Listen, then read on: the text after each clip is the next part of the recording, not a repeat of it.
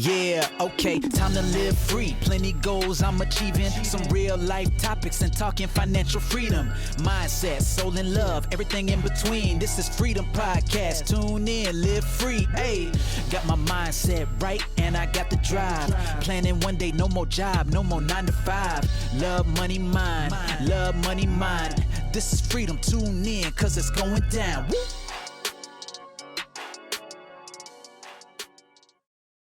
Hi, this is Anna Davidson from theannadavidson.com, and welcome to another episode of Your Freedom podcast. In this episode, I interview Puja McClymont from Frankly Coaching, and she's a certified NLP wellbeing coach, helping high achievers gain the confidence to break through the barriers that are holding them back from reaching their career, health and relationship goals while supporting their mental well-being. Subtly combining NLP techniques, Ajurvedic principles of balance and wellbeing coaching, Puja focuses on helping clients gain clarity in their goals, create emotional toolkits, and understand how to live a more mindful, happy, and fulfilling life. After having a breakdown in 2012, which was when she was diagnosed with depression, it's been Puja's mission to help others overcome the challenges of striving for more and the pressures of modern life by providing perspective and helping clients with more effective mindset habits. I'm really personally excited to be interviewing Puja. We connected a couple of months ago when she interviewed me on her Self-Care 101 podcast, and I'm really excited to hear more about her story. Okay, so I'm really excited about this interview. We've got Puja here, who actually our paths crossed a few months ago when Puja actually asked me to be interviewed on her podcast, which is Self-Care 101. And so I'm really curious because I want to hear more about Puja's story of how she kind of got to this point of running this business all around self-care.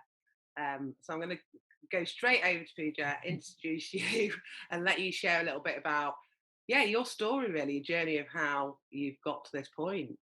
So over to you. Thank you. Thank you for having me on your new show. This is very exciting. How did I get into this? So I currently help people build their self-confidence in their careers, health, relationships. So I tend to work with high achievers, people who generally do okay, but something feels like it's missing and they don't know what it is and they try and fix it, but it doesn't work. So then they come to me and we find out what the barriers are and work through it. I do a lot of work through NLP, which is, obviously you and I will know what NLP is, but it's neuro-linguistic programming. It's about changing the way we think so that we can actually get the results that we want. And it's a way of achieving excellence, but comparing it to yourself as opposed to other people. So I love that. I geek out on that sort of thing. And I was going to say, sorry to interrupt, I was going to say, because I've always been aware of NLP, and I think even when I was in the corporate world, we had, experts or speakers come in and talk to us about it, and I've always sort of followed the kind of stuff, and I'm looking at maybe going through the whole practitioner thing myself, just because I think sometimes you can get some really good techniques that you can use with people. So you've done all that kind of stuff in the past, have you? Yeah, so it was quite funny because I fell into NLP. It wasn't something that I had made a beeline for, but I was coaching and people were saying to me, "Oh, this sounds like NLP. Have you studied it?" And I was like, "No." And then because that sort of sparked, because it was a few people who'd mentioned it, I was like, "Oh, okay, let me look into it." And I started looking into it, reading it, got some books, and I was like, "Oh my God, this is like the way I think naturally. It's not even a thing that I'm learning." Obviously I learned theories and stuff, but as I was reading the books and how someone who sort of had NLP training thinks, I was like, this is so me, this is intrinsic to the way I think. So I had to, get a certification so that I could feel like, I can do this. And I do it very naturally, actually, in my practice. So when I'm with clients, like it does draw in a lot of clients. It does get people's attention. And I feel like they want me to teach them, but I don't do that in my coaching style. It happens very naturally, and it kind of happens through the line of questioning that I embark on with the client, depending on what they're working on. So when I get sort of challenging, that's when I start throwing in NLP techniques and they don't even realize it's happening, so that when they sort of move down the sessions, they start being equipped with the NLP mindset changes, and it's happened very organically and comfortably and to suit them, so it suits their story, because we all look at life differently. You know, the way you look at life is different to the way I look at life, so this way it's adapted to their journey, not my personal influence or somebody else's. Yeah, so it makes a lot of sense to them. Okay, that sounds really good. But you did ask me about my journey and how I got here, so And I really interrupted you, so sorry. so I tend to waffle and tangent as well, so you can always bring me back. So how did I get here? I burnt out basically in 2012. I had a breakdown, fell hard, crying every day. I hated the world, thought I was really unloved, just nothing. But actually, at that time, I had everything that I thought I was supposed to have. So by 26, I bought my own flat. By 28, I had the dream boyfriend, who's actually currently my husband. Currently my husband. He's gonna hate that. Got the husband, was driving a nice car, great job, working really well, traveling, living life, being able to buy whatever I wanted to buy. And so on the face of it, I had actually achieved all the major goals that I wanted for myself. I've always battled with weight. So at this point I was a size 10, I'd lost loads of weight. So I was really at the peak of my goals, essentially, like what I'd set out for. And at 33, it all came crashing down, because everything that I had been, I can say this now, at the time I couldn't obviously, but everything that I had been striving for, all the things that I thought I needed to have had, my education, career, a man, house, you know, independence, once I'd had it all, I still wasn't happy. And it was a real shocker of a learning curve. And I'm kind of glad it happened so early in my life, because I can now at least pass this on. But learning that having all those things still didn't make me happy was a real wake up call to find out what then happiness actually means, because I had always thought that's how happiness was measured. And, you know, I went on a bit of a journey, and the first biggest step of that journey was to remove myself from my environment. So I believe in removing yourself from the environment that's made you sick. So that's what I did. I went to Mexico. A friend of mine lives there, and I stayed with her for a couple of months. And she wasn't healing me as such. It was just a case of not being in my day to day, so that I could almost like a bird's eye view of my life. And within a couple of weeks, I started understanding what harm I had been doing to myself. Because I'd like traveled before, like gone on holiday, things like that. But being on holiday is very different to kind of escaping your life, which is what I was doing. And during that time, I started with a lot of kind of spiritual work. So basically just getting in touch with spirituality, in touch with my purpose, why I was here, and understanding how my work wasn't actually giving me what I needed. It was actually hurting me. I was in marketing and PR, and it was just not fulfilling me in the way it used to. So that was a big change. And then further to that, when I came back from Mexico, I was still healing, because you don't just heal. It doesn't take a minute to heal. You know, you I think if you open yourself up to that long-term journey of healing, then you're more likely to actually heal from whatever the trauma is. And so when I came back, I embarked in counselling and coaching and any other therapy. I literally was just like, bring it, let's do this. And it made all the difference. You know, I just did. I inhaled every therapy possible. I didn't want to take medication. I was really adamant that I didn't want to take medication. And before I left for Mexico, I had gotten to the point of suicide, and I'd attempted on my life twice. And it was my partner actually coming in one day, finding me, and he just sort of like grabbed me by the shoulders, and he was like, you can't do this anymore. You know, you need a way to see that you can't do this anymore. And that's how it all started. And yes, then I did all these courses and just literally just educated myself after my own therapies, like things that I really enjoyed. I really enjoyed counselling. I thought it was so helpful. I wish I'd discovered it for myself before, like previous years. It would probably have helped me prevent the burnout, to be honest. And then I started studying it and I thought, oh, I could be a counsellor. This would be really good, help others in the same situation. But I'm quite an emotional person. So uh, during our actual like classes, I couldn't take it. Like I couldn't handle the things that people were talking to me about. I'm much better now, but it was just killing me emotionally, like that somebody I was talking to had gone through such devastation. It was just too sad. And then I can imagine. I as think I've had, in fact, I've been going for counselling for about a year now, mm, and now I don't want to let her go because she's become like a really good. yeah, Even though in a way, I kind of sometimes feel like I don't really need. Sometimes I come into the session, I think I don't really need it, but then I kind of look forward to it as well. mm, And I think, in fact, me and her have got on so well that I feel like sometimes I'm counselling her. Like I've said to her recently, I bet she really takes it all home with her because I think you do. Someone's offloading on it. It's like mm, coaching as well, a little bit, yeah, isn't it? yeah, Sometimes it's really draining.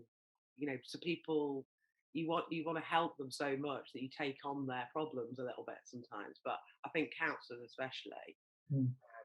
it must be very, very draining. And I can imagine her in the evening having all these different people in the day, just offloading and like you say, feeling really sad and really wanting to get in. I think I would want to get too involved with people. And there's a line, isn't there? So Mm. I can No, kind of it's true. It was definitely something that I knew that I couldn't do because it would be too emotional for me. So I qualified up until counselling skills certification. So it was good. It's good to have in the bag because I can use those listening skills, counselling skills within my coaching practice. That helps because sometimes within the coaching, you do need to go back to potentially the trauma that's causing the problem today, but we just don't delve into it too deep. And if I feel like a client needs counselling and not coaching, I'll always refer them because I believe in being ethical in my work. And yeah, so then as my sort of therapy process is going and I discovered coaching, I was like, oh my God, this is revolutionary. And it was just what I needed. And I think I'd gotten to the point within the counselling where I was ready to start sorting things out, moving life forward, sorting out my work, things like that. And I really loved it. I was always buzzing after the session, kind of like, you're saying about therapy, like going there, looking forward to it. And it was brilliant. So I then coursed myself up and like, let's do this. And I started doing it very subtly. I still needed to pay bills. So I did take a slight back step and go back into marketing. But I was working in a job that was in travel. So I was traveling a lot, like pretty much every month. Yeah. And so I was like, okay, well, I'm balancing things out. I wanted to do more travel because travel makes me happy. It's in marketing PR, but it's okay because I still get to do the traveling. And that's what I did. And then, so during that time, I was doing some counseling, sort of getting the hours in, training myself up. And then I got preggers. And during my maternity leave, I was made redundant from my job, which is always a delight. yeah. And that was the moment when I was like, right, let's do this. Let's make coaching happen. And, ever since then, I've just been very, fiercely trying to get my message across because I'm very authentic. I'm very real. I'm very, what you see is what you get, So as we're doing this podcast now, if you hear me on a podcast, if you see me in a workshop, this is me because I just don't believe in authenticity because I have had so much of that around me growing up and in my life. So much of us do, like the fakery, and then it gets worse now with social media and whatever. Yeah. So it's core to my work and my practice that I am authentic at all times as much as possible. And it plays a massive part in self-care because then I'm aligning myself with people that feed that value, that authenticity value. So if I feel someone's a bit fake, we're not going to gel. it's not good. It's not, yeah, it's not good energy exchange. It's not going to work, and it's okay. It's not a bad thing. It's just you're not my people right now. And also, Yeah. we're all different, aren't we? We've all got different Yeah. styles. Kind of, I think any kind of partnership, whether it's a client partnership or whatever, you've got to gel, haven't you? You've got to get the most out of it. We're all different, and so I think it's just cool, isn't it? Really. Yeah. That's the way it Oh, is. definitely. Everybody doesn't fit with everybody. It's like friends, and they don't get on with everybody. So Yeah, exactly. different Yeah. styles. So that's my journey. That's where I am Well, today. I was going to ask you, sort of going back to, because I think this would really help people listening, that was there like a trigger to that part of your life where, everything sort of broke down, or did it just kind of gradually start happening, or was there something that kind of kicked it off? So, I mean, I learnt this later, but I had been basically depressed from birth. So yeah. And then there's studies out now that you can read about how if the mother is pregnant, if the mother is depressed during pregnancy, that feeds into the DNA of the child. So the child actually ends up coming out depressed. And they're proper scientific studies about it. Obviously, they don't make a lot of noise about it because that would, harm certain industries, but fact.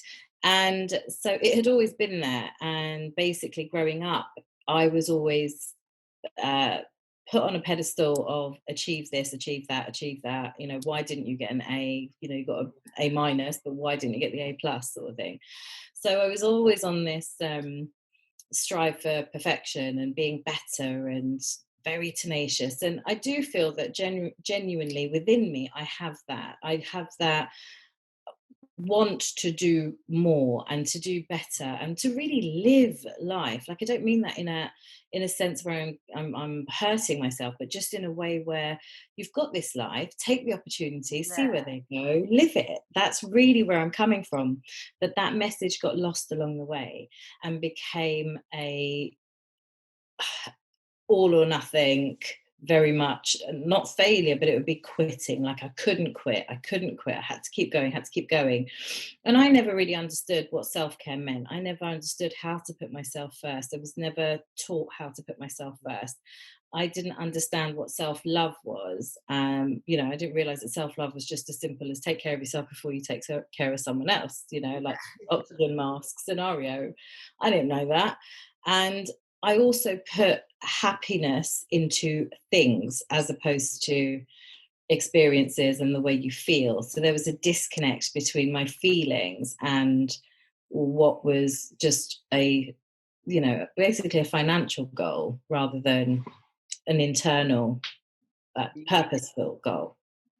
So yeah, I just very much had all of that going on, but I didn't realize. And then what happened at the point of burnout, I think I realized I was unhappy, and I thought a lot of it was because of the relationship I was in. I thought that me and him we were good, but then we would have really, really irrational fights. And it kind of, I'm not saying it was his fault that, but I had that breakdown. But being with him, he was a very strong mirror almost for my behavior. So he was the only person close to me that wasn't my parents who would judge me. He wasn't judging me. He was just saying, you're not this person. This is not, and he would fight with me really aggressively in a way that no one else does, like telling me about myself, which we joke about. But actually, if he hadn't done that, I wouldn't have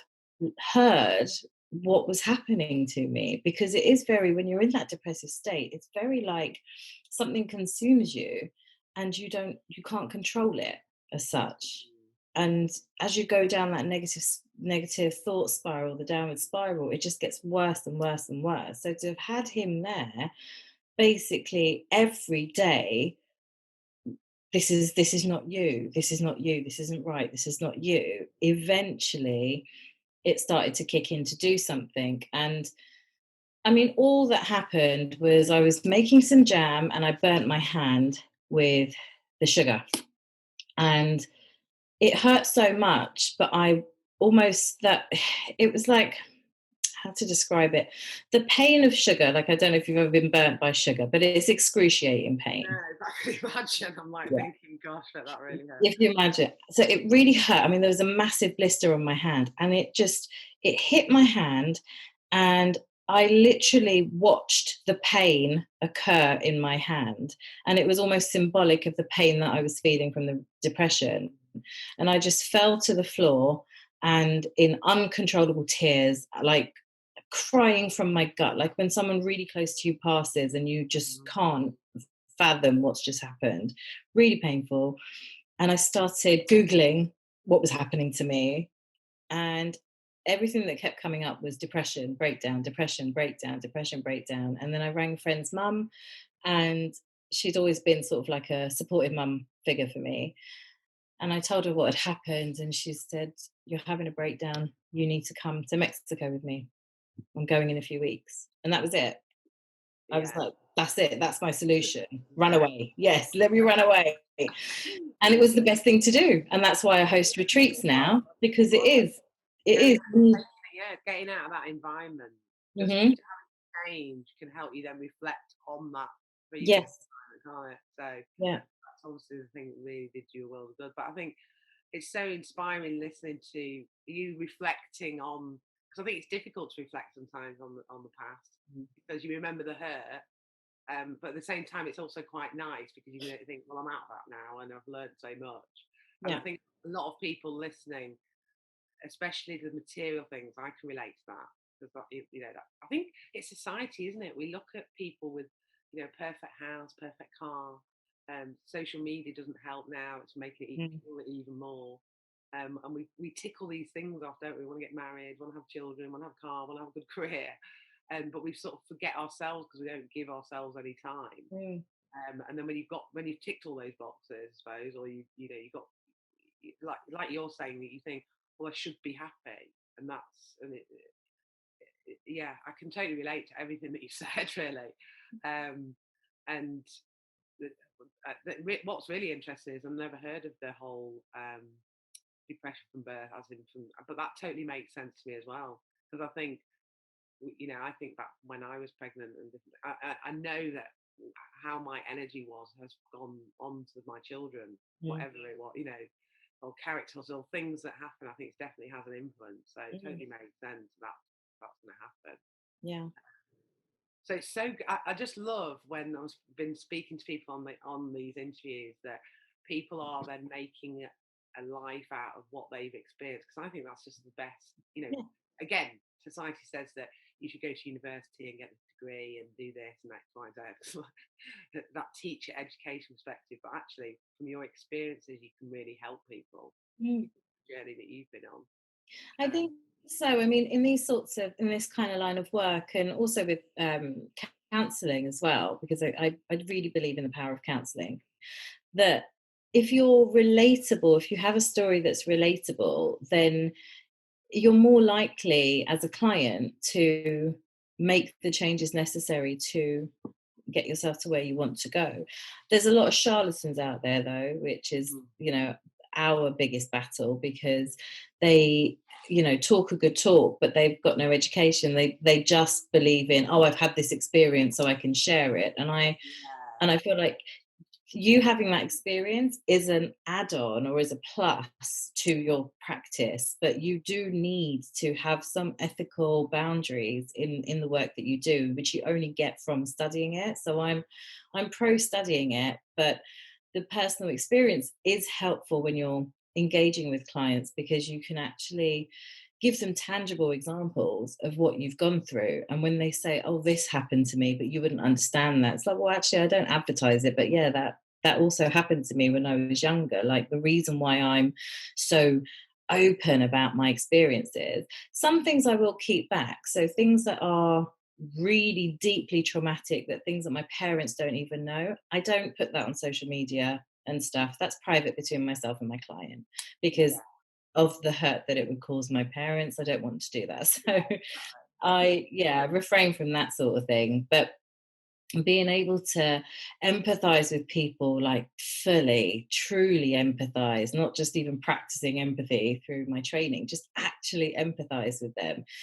It helps me come from a place of love and openness and compassion and non-judgment, because it's like, oh gosh, dude, that's just me. I've been there. I hear you. Like, if I could take my journal out and show you, it wouldn't be helpful. But if I did show you, I'm like, sometimes with clients I'll be speaking and it's like, I've written this in my journal during my depression, like, well, when I recognized it was depression, I had written these things down, and it's like carbon copy of what you're saying if you read my journal. So that can be quite powerful as well for me. It's almost validation that I'm doing the right thing sometimes. When you let Yeah. Sometimes you can let imposter syndrome kick in when you change career, so it helps me stay grounded, yeah, within that. So as regards to kind of like your business and your clients, how can you, I presume you do kind of like one-to-one help. Mm. What do you offer? Yeah, so I like to, and this will happen once I move to Spain. So I have a personal plan to move to Spain with the family, yes. And when we do that, I want to host people in Spain to work with them, so that even if it's one-on-one, you're flying to Spain for that one-on-one, because I want you out of your environment. People are so much better when they're not in their daily environment. They're personally better, they're more focused, and most importantly, they're not distracted by anything else. So I find that when I one-on-one coach with clients, it's like us getting ready for this podcast. Stuff is happening, life is still happening. I got a phone call, you had to do something, all these things come into play, and that distracts you. And it did distract us for a few minutes on, oh, are we back online? Yeah, yeah, yeah. And that happens when you're one-to-one. So I try to educate people on the importance of getting away, and the reason why getting away is important. I know it's not always feasible, but if you can, that's where you're going to see really, really strong transformational results. And I don't mean to sound all woo-woo about transformation. It just means that you are only focusing on yourself. No kids, no work, no dishes, no supermarket, no hoovering. It's just you and yourself. It's wonderful. And so I like to do the trips, but I think that's a bit of a slow burn with people understanding how important and how powerful they can be. But otherwise, I do one-on-one. I work in companies as well, so I'll go in and do employee wellbeing workshops, which are really cool, very powerful as well. Yeah, that's really nice. I'll do like a series, like a 3-month or a 6-month series with them, and it's great because it's a mixture of aligning the company's goals with those of the employees, so that they're all singing from the same hymn sheet, and yet also working with the individuals themselves to improve areas of their life, which you can sometimes easily blame work for your problems, but actually it could just be you. It could. I Yeah. think most people separate it, don't they? Separate you, like your personal life and your business or your Mm, work. But actually, you've got to get harmony in both, or yeah. happiness in both, because if one's not right, it comes out of the other, doesn't it? Yeah. Yeah. So Yeah. it's not separate. You are as one. It's the whole of you, kind of thing. Yeah. So self-care 101 then, because Yeah. obviously I know you've got your podcast. What can you share that is valuable to people listening to this who are not even aware that they need to look after themselves? Because like we were saying, you were Yeah. saying before that you didn't even think about self-love or self-care. Yeah, didn't know what that was. It's how it's packaged. So even today, like the media packages self-care in a very simplistic way, having a bath or taking yourself to a spa or something. And those are activities you can do within self-care. But self-care is caring for yourself every day. In the same way, you'll say you're a parent, you'll wash your kids' hair, you'll brush their teeth, you'll make sure they're dressed and that they're presentable and they get to places on time. It's those things, but for yourself. So my biggest tip, and it's something that this is something that I will preach actually to everybody I meet: set up a good morning routine, because from when you wake, that is your day, and it depends on how you wake up, how that day's going to go. And if you can set a purpose, or if you can wake up every day thinking that it's on purpose, you've been given this day on purpose, it can start changing your mindset towards your problems, because problems can overtake any good that's going on in our life. And taking time for yourself before you do anything else, especially before you touch technology in the morning, is so invaluable. And I always say to people, start small, just start with 10 minutes. And I do that on purpose because 10 minutes is easy to achieve. But if I said start with half an hour, then that feels, oh, where am I going to find half an hour in the morning? But if I say 10 minutes, they'll easily then build themselves up to the half an hour, which then goes into an hour, because obviously change takes time. That's my biggest thing. And also recognizing when people aren't right for you, I think is really important. So you can surround yourself with people that you've grown up with or your colleagues, but they're not necessarily going to be right for you if you're feeling a certain way. My latest podcast is about energy exchange. And if you're around, really upbeat, bubbly people, successful people, and that's the sort of thing that you're doing in your life, then that's going to feed your energy and your goals, and everyone's going to win. But if you're with somebody who's just, oh, I hate the world and I hate work and I've got money problems and I've got this and when's it going to be me? When am I going to do this? Then that's how you're going to feel. So really assessing the people around you and watching yourself, becoming self-aware of seeing how you behave when you're around certain people after you've been around them. And if you're lethargic, if you're sad, if you fight with people, if you fight with your partner or lose your temper with your kids, it's probably because of the energy that you're experiencing with those other people. So like after this, I'm going to be buzzing because I like doing interviews, I like doing podcasts, I like you, I'm going to be buzzing from it. So it's a nice energy. So I'm like, yeah, let's do it. It was a nothing when you asked me to do it. There was nothing to think about. Yes, let's do it. Don't know what we're talking about, but let's just do it. It feels good. Fine, let's just do it.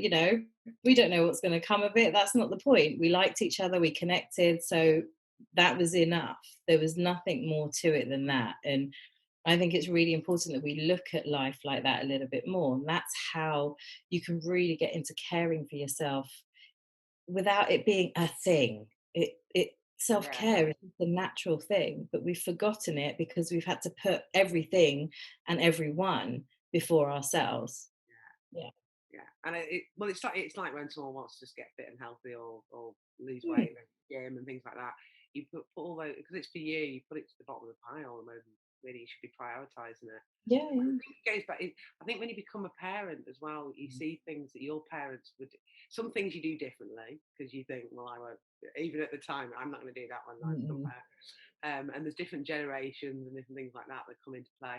But I always remember my parents, kind of wanting me to be surrounded by good people, as I do now with my children. I want them to have. You don't want them to be hanging around with the friends that are trouble. And it kind of goes into your adulthood, doesn't it? But it's more like you think about the energy, and some people can really drain that energy out of you. So it is really important. I think it's Stephen Covey actually that says. I think it's Stephen Covey that says you are a product of the 5 people that you hang around with. Correct. Yeah. I think that is so important because that is. I never really saw it as self-care, but it is, isn't it? Yeah, it really is. Our relationships are so they feed so much of who we are, and where technology has come into play and removes our relationships, we're now, we've got a whole new, suite of problems: social anxiety, chronic anxiety. All of this is like this stuff. It's not that it didn't exist, but it did not exist to this extent. When it's quite fixable, it's engaging with actual human beings and having relationships, but it's having the right relationships. And a lot of people are having relationships with their phones and their social media feeds and connecting to celebrities, influencers, whatever on there. But if they're feeding your problem, you're never going to get better, because those are the thoughts that you're imprinting onto your mind that it's depression is for life. No, it's not. It's not.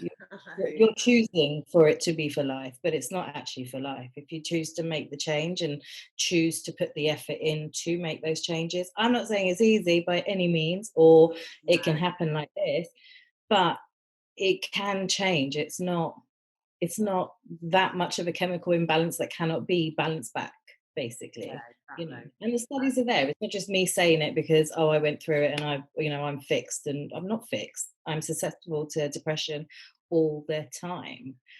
You know, it's just knowing that there are other options, but obviously that doesn't feed, gossip and media, and it doesn't Yeah. feed those, those agendas. So I think that just to go back to your share about getting out of the situation, because I think sometimes, just showing my experience, that when you yeah, are really down and when you're in it, even though there's a part of your mind that knows that you shouldn't be doing it, I remember having days like not going in the shower and just feeling sorry for myself all day, just no motivation to do mm, anything.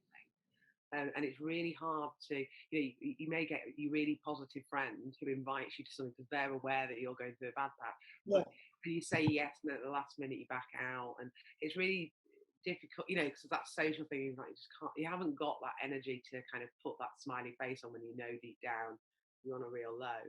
mm, And I think that's the hardest thing to break, isn't it? yeah, But I think your tip about getting yourself out of the situation, because even if it is just going out for a walk, sometimes you can't go to Mexico. You no, might not have a friend who lives absolutely, absolutely, yeah, there. But yeah, it's the environment. Environment can really do you a world of good. Getting out of that environment that you're stuck mm. in a way. So some really good shares there. So tell us what 2020 is all about for you. What have you got? Any stuff planned that you want to share with people Oh, I listening? have so much planned. Well, my goal for this year is quite a simple one. I want to win. That's it.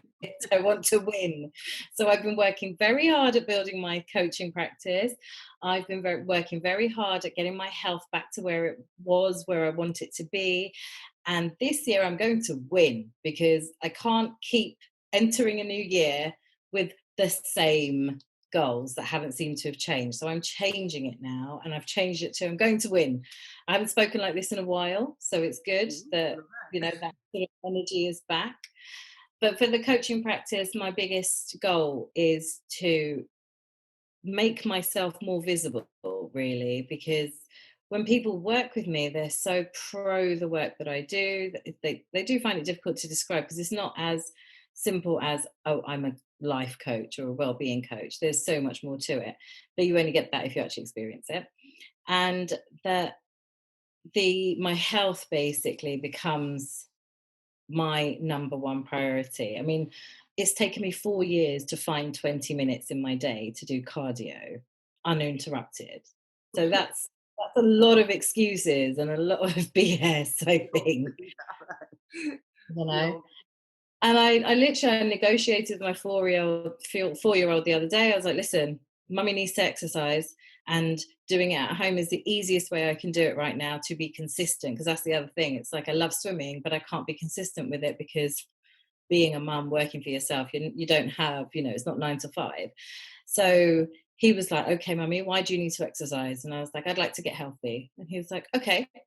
And I said, but that means I need to use the TV. So you can't have TV.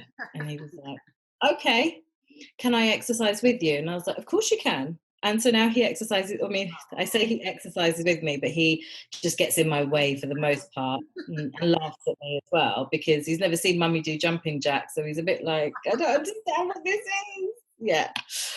So those are my two big goals, and I want to get back to traveling more, to be honest. I haven't traveled in a while, not for work, just for myself and family. So literally just mapping out the year with a lot of little mini trips is what I want to do this year. So we get out a lot more than stay here. So yeah, you've got fun you've got living. a retreat, haven't you, as well? I mean, obviously I that's do. So I've got, well, work-wise, I've got a perfection workshop, how to let go of the need to be perfect. That is on the 18th of April. That's a really cool workshop. It's a full-day workshop, and I'm working with a doctor of Ayurveda in that. So Ayurveda is very much about balance. Yeah, it's about balance. So she's going to be talking about how you can basically take care of yourself to not feel the need to be perfect, and that you can still achieve what you're trying to achieve. But if you remove that bit of perfection, you'll enjoy it more, rather than just grind to get to that goal. And then in September, taking it further, I'm running a retreat for a week in India, in Kerala. And it's an all-encompassing mind, body, soul week away just for you. Everyone's going to get an Ayurvedic consultation with a doctor, and then a week-long prescription plan. And the prescriptions in Ayurveda are things like Indian head massage and body massage and yoga. So, I mean, it's not going to be bad. It's going to be a really cool trip. So I'm looking forward to that. That was really good. When's that? When did you say that? That's in September, 6th of September. Yeah, for a week. And I've also got, actually, I just realised, I've got a few celebrities lined up for my podcast. So I'm like, you mentioned that before. Can you say who they are? I can't say yet. No, not until the podcast is recorded. Anything can happen. But yes, I do have, they have doubly confirmed this week that they're going to be on the show. So I just literally need to pin them down and record it now. And then I can start shouting. But yeah, getting there. So that's going to be cool. So for people wanting to follow you, find out more about your workshops, your retreats, your celebrity interviews, where do they need to go? Frankly Coaching, franklycoaching.com, and I'm Frankly Coaching everywhere on social media as well. So nice and easy. Brilliant. Great stuff. I really, really appreciate your time, because I know, like you said earlier, we were both juggling things. I enjoyed it. Thank you. It was a good break in the day, to be honest. So, and I think it's just great hearing. I love hearing everybody's stories, because they are always from the heart, and also it can just, a lot of people listening can relate to a lot of our things. So I just really appreciate you sort of sharing that kind of journey from the heart. I think sometimes it's quite difficult to go back, but and also sharing all the kind of little tips that people can listen to and do, really, because I think a lot of time, I know I used to think self-care was spa weekend every 6 months. Yeah, right. Exactly.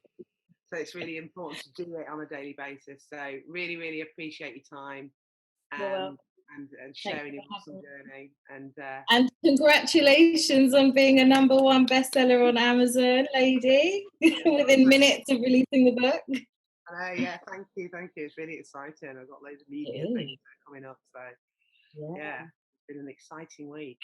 So great stuff. All right, thank you, Puja. Thank you. Thanks for having me. Yeah, and we'll catch up soon. We've still got to do something, I reckon, together. Oh yeah, figure that out too. Add that to our list. Definitely. All right, great stuff. Thanks ever so much for your time. Cheers. Bye. Hey, thank you for listening. Hope you had a blast. Here to elevate your life. It's the Freedom Podcast. Love, money, mind. Love, money, mind. Wanna see you all win. Wanna see you all shine. Just make sure that you subscribe. Bringing good vibes. Join the Facebook group. Now it's time to change your life. Hope you come back. Right now is the chance. This is an experience. It's the Freedom Podcast.